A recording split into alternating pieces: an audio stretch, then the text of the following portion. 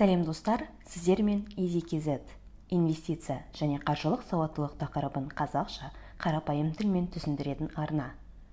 Бүгінгі видео салықтық декларацияға арналады. Оның ішінде нақтырақ айтқанда 250-ші форма жайлы. Осы видеода 250-ші форманы кім өткізеді, қашан өткізеді, қалай өткізеді деген сияқты сұрақтарға жауап алатын боласыздар. Тіпті сайтта қалай толтыратындығымызды да мысалмен көрсететін боламын.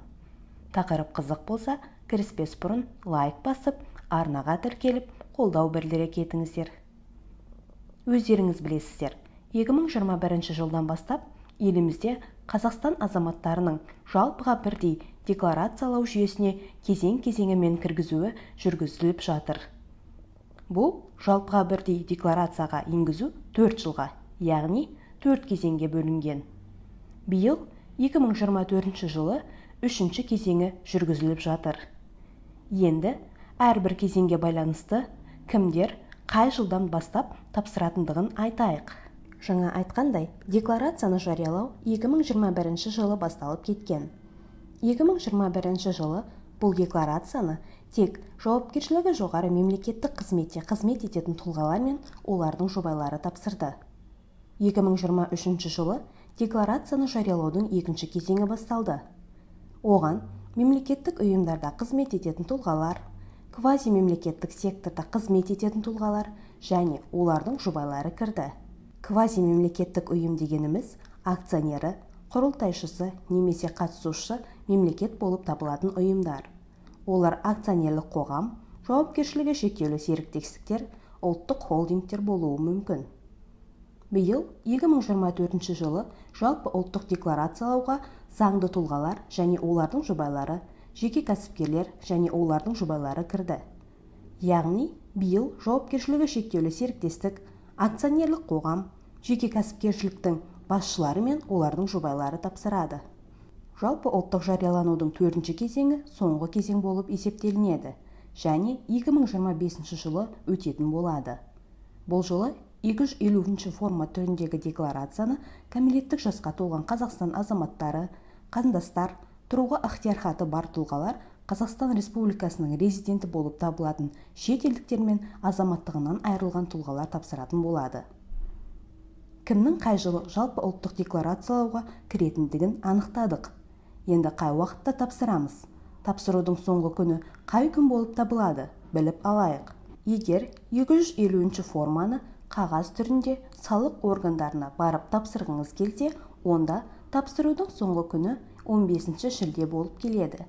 Ал егер электронды түрде сайт арқылы немесе қосымша арқылы тапсырамын десеңіз, 15-ші қыркүйекке дейін уақытыңыз бар. Яғни, жыл басталғаннан бастап 15-ші қыркүйекке дейін 250-ші форманы тапсырып үлгеру керексіз. Декларациялау жыл сайын жүретін болғандықтан, 250-ші форманы ең алғаш рет декларация жасағанда ғана толтырады, ал қалған жылдары 270-ші форманы толтыратын боласыз. Ол дегеніміз 250-ші форма тек өміріңізде бір рет қана толтырылады, ең алғаш декларация жасаған кезде. Жалпы 250-ші форма деген не?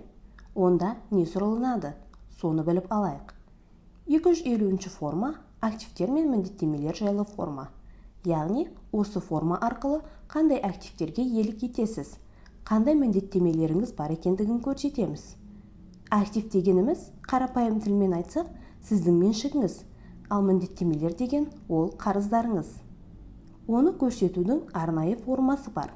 Ол форманы салық.kz, салық төлеушінің кабинеті, тіпті Каспи қосымшасынан да кіріп толтыра аласыздар. Толтырылуы өте жеңіл, кез келген адамның қолынан келеді. Бұл видеода 250-ші форманы қалай салық төлеушінің кабинеті арқылы толтыруға болатындығын көрсететін боламын. Ал егер сіздерде басқа қосымшада қалай толтыратындығы қызық болса, төменге пікір қалдыра кетіңіздер. Өтініштеріңізге қарай басқа қосымшада толтырудың үлгісін көрсететін боламын. Сонымен, салық төлеушінің кабинетінен форманы толтыру үшін мына сілтеме арқылы өтеміз. Төменде ссылкасын қалдыратын боламын. Достар, сонымен қатар, осы сайтпен жұмыс жасау үшін NCA Layer қосымшасы жеке компьютеріңізге орнатылғандығына көз жеткізіңіз. Онсыз сайт жұмыс істемейді. Ол оңай әрі тез орнатылады. Енді сайтқа өтейік. Сілтемеден өткеннен кейін сізде келесі бет ашылады. Бұл жерде сайтқа JSON және құпия сөзді жазып, немесе ECK бойынша кіруге болады. Мен ECK арқылы кіретін боламын. ECK арқылы кіргеннен кейін сізде келесі бет ашылады. Бұл жерде бірінші ECK файлыңызды жүктейсіз.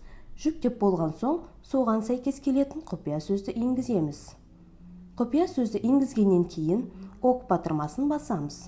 Сол кезде төменгі тұрған ұяшық автоматты түрде толтырылады. Ары қарай таңдау батырмасын басамыз. Сол кезде сізде келесі бет ашылады.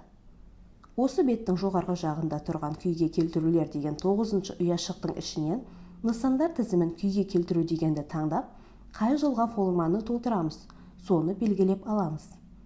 Біздің жағдайда бізге керегі 2024 жылдың ішіндегі 250 форма. Активтер мен міндеттемелер туралы форма. Соны белгілейміз.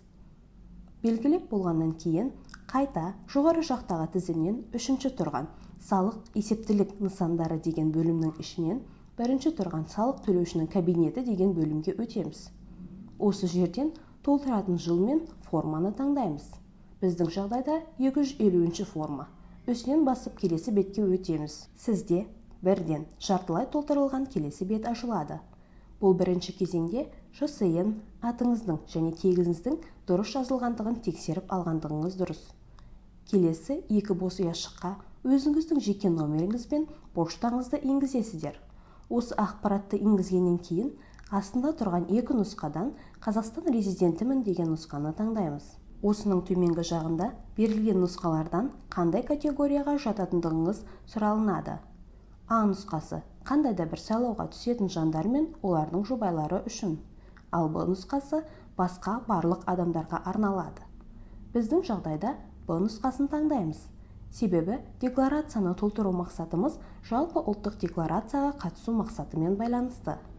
Осы нұсқаны таңдағаннан кейін сізде күнтізбелік күн деген жерде 2023 жылдың 31 желтоқсаны автоматты түрде жазылып шығатын болады.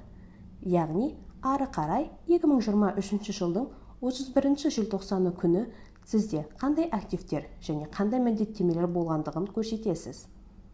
Ары қарай жалғастыру батырмасын басып, келесі бетке өтеміз. Сізде осындай бет ашылады. Бұл бетті егер кәмелетке толмаған немесе әрекетке қабілетсіз, әрекеті шектеулі адамға толтыратын болсаңыз ғана толтыратын боласыз. Ал өзіңізге болса, жалғастыру батырмасын басып, келесі бетке өтесіз. Сізде үшінші қадамның беті ашылатын болады. Бұл жерде декларацияны нешінші рет тапсырып жатқандығыңызды көрсетесіз. Егер бұрын сонды толтырмаған болсаңыз, бастапқы дегенді таңдайсыз. Кезекті дегенді бұрын сонды осы форманы толтырған болсаңыз таңдайсыз. Оны көбінесе сайлауға түскен азаматтар таңдап жатады. Келесі қосымша деген нұсқаны егер алдын жіберілген формаға қандай да бір өзгеріс немесе өзіңіз бір ақпаратты көрсетпей ұмытқан болсаңыз, осы қосымша деген нұсқаны таңдап тапсырсаңыз болады. Соңғы хабарлама бойынша қосымша дегенді егер сізде салық органдарынан хабарлама келіп, белгілі бір өзгерістерді енгізу сұралынған болса, осы нұсқаны таңдап тапсыратын боласыз. Көпшілігіміз форманы бірінші рет тапсырып жатқандықтан бастапқы дегенді таңдап, ары қарай қалай толтыратындығымызға көшейік. Жалғастыру батырмасын басқаннан кейін келесі бет ашылады. Бұл бетте қолда бар қолма-қол ақша көлемі көрсетіледі. Оған банкте жатқан, депозитте жатқан ақшаларыңыз кірмейді. Үйде қағаз түрінде қандай да бір ақша бар болса, соны жазып көрсетеміз. Бұл ақшаның көлемі 10 мың айлық есептік көрсеткіштен аспауы керек. 2023 жылдың айлық есептік көрсеткіші 3450 теңге болғандықтан, бұл жерде 34 миллион 500 теңгеден артық сумма көрсете алмайсыздар. Ал одан аз сумманы көрсетуге болады. Осы 34 миллион теңгеңіз әртүрлі валютада болуы мүмкін. Ондай жағдайда әртүрлі валютамен де көрсетуге болады. Ол үшін өрісті көрсету батырмасын басамыз, кейін валюта түрін таңдаймыз. Мысалы, менде 2000 евро бар дерлік. Евро валютасын таңдап, сумманы енгіземіз. тағы да басқа валюталарда ақшаларыңыз бар болса, өрісті қосу деген жерге тағы да басып, керек валютаны таңдап, тағы да сумманы көрсетеміз. Мысалы, менде 10 миллион теңге бар дедік. Оны көрсеткеннен кейін, ары қарай тағы да жалғастыру батырмасын басып келесі бетке өтеміз. Сізде келесідей бет ашылады. Бұл жерде тек өзіңізге қатыстыны теріп алып, толтыра алсаңыз болады. Бірінші бөлім, егер шет мемлекетте тіркелген жылжымайтын мүлігіңіз бар болса, птичка белгісін қойып, қандай жылжымайтын мүлік екендігін, қай елде екендігін, кадастрлық нөмерін және орналасқан мекен-жайын толтырасыз. Мысалды осы экраннан көре аласыздар. Келесі бөлім, шет мемлекетте тіркелген көлік құралдарының болуы туралы мәліметтер. Егер шетелде көлігіңіз бар болса, осы бөлімде жазып көрсетесіз. Толтырудың мысалы осы суретте көрсетілген. Ол жерде қай елде, қандай маркалы көлік, қандай номермен тіркелгендігін көрсету керексіз. Енді үшінші ұяшыққа өтейік. Ол шет елде банктік шоттың болуы және онда қаражаттың сақталуымен байланысты. Шет елдік шоттарыңыз болса, тағы да птичка белгісін қойып, өрісті қосу дегенді таңдап, банк және шот туралы, валюта және сақталған сумма жайлы ақпаратты толтырасыз. Мысалын суреттен көрсеңіздер болады. Келесі төртінші ұяшықты шет елде құрылған заңды тұлғаның жарғылық капиталына қатысқан болсаңыз толтыра аласыздар. Бұл жерде акционерлік ұйымдар есептелмейді. Толтыру мысалын экраннан көрсеңіздер болады. Бесінші ұяшыққа өтейік. Бесінші ұяшықта, егер Қазақстанда немесе шет елде жылжымайтын мүліктің құрылысына ақша құйған болсаңыз, осы жерде жазып көрсетесіз. Бұл жерде 2023 жылдың 31 желтоқсанына дейін салынған барлық қаражаттың суммасын көрсетесіз. Яғни, бір бөлігін маусым айында, ал екіншісін тамыз айында құйған болсаңыз, осы жерде 2 айда құйған сумманы қосып, экрандағы сумма деген ұяшыққа енгізесіздер. Толтырудың мысалын экраннан көре аласыздар. Келесі 3 ұяшық менің инвестор көрермендеріме пайдалы болады деген сенімдемін. Олардың 5-шісі алтын туралы мәліметтер. Егер сізде алтынның слитоктары бар болса, осы жерде енгізесіздер. Бұл жерде алтынның салмағы, сатып алынған бағасы, қай елден қандай валютамен алғандығы көрсетіледі. Толтырудың мысалын экраннан көре аласыздар. 7-ші ұяшықты қарастырайық. Бұл жерде Қазақстандағы және шет елдегі бағалы қағаздар, туынды бағалы қағаздар, цифрлық активтер жайлы ақпараттар көрсетіледі. Толтырудың үлгісін суреттен көре аласыздар. Бұл жерде тек бағалы қағаз санын, орташа сатып алған бағасын, валютасын, елін көрсетесіздер.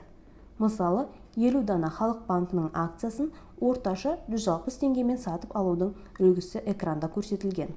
Одан басқа да бағалы қағаздарыңыз бар болса, өрісті қосу деген батырманы басып, осы үлгімен басқа бағалы қағаздарды енгізе беруге болады. Келесі ұяшыққа өтейік. Бұл ұяшық Қазақстанда және шет елде шығарылған барлық инвестициялық қорларға иелік ететін болған жағдайда толтырылады. Толтырудың мысалын экранда көрсеттім. Мысалы, 2000 доллар тұратын Халық банкінің пайы көрсетілген. 9-шы ұяшық зияткерлік меншіктің болуына арналады.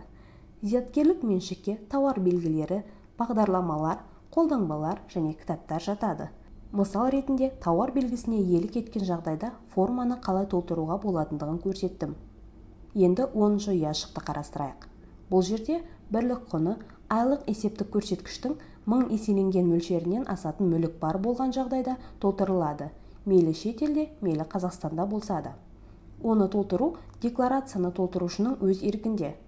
Мысал ретінде Hermes сумкасын алайық және соның негізінде форманы толтырудың үлгісін экраннан көре аласыздар. Осыған дейін активтерді толтырумен болдық. Енді келесі ұяшықта міндеттемелерді толтырамыз. Бұл ұяшықты егер біреуге қарыз болсаңыз, немесе басқа бір тұлға сізге қарыз болған жағдайда толтырасыз. Мысал ретінде қазақстандық Еселев Еділмаратұлының сізге 25 миллион теңге қарыз екендігін толтырылып көрсетейік. Бұл жерде егер банкте несиеңіз бар болса да көрсетпейсіз. Соңғы ұяшық сенімгерлік басқаруға берілген мүлік жайлы мәліметтер. Сенімгерлік басқаруға кез келген затты беруге болады. Мысал ретінде, сенімгерлік басқаруға берілген 3 бөлмелі пәтерді толтыру үлгісі көрсетілген. Ол жерде сенімгерлік басқаруға берілген мүліктің атауы, номері, оны басқаруға алған адамның жеке сандық номері, берілген күні мен аяқталу күні көрсетіледі. Осымен 5-ші кезең аяқталды. Енді 6-шы кезеңге жалғастыру батырмасын басып өтеміз. Бұл кезеңде атыңызды бір тексеріп, өзіңіздің тіркелген мемлекеттік кірістер органының кодын таңдайсыз. Кейін мен осы декларацияда келтірілген мәліметтердің дұрыстығы үшін Қазақстан Республикасының заңнамасына сәйкес жауап беремін деп келісім беріп, мемлекеттік кірістер органдарына жібереміз. Осымен 250-ші форманы толтыру аяқталды. Видеоны осы уақытқа дейін көрген болсаңыздар, аямай лайк басып кетіңіздер. Сұрақтарыңыз болса, пікір қалдыра отырыңыздар. Енді сіздер сенімді түрде 250-ші форманы толтыра аласыздар деген үміттемін. Назар салып, видеоны соңына дейін көргендеріңізге рахмет. Келесі видеоларда сіздерді күтетін боламын.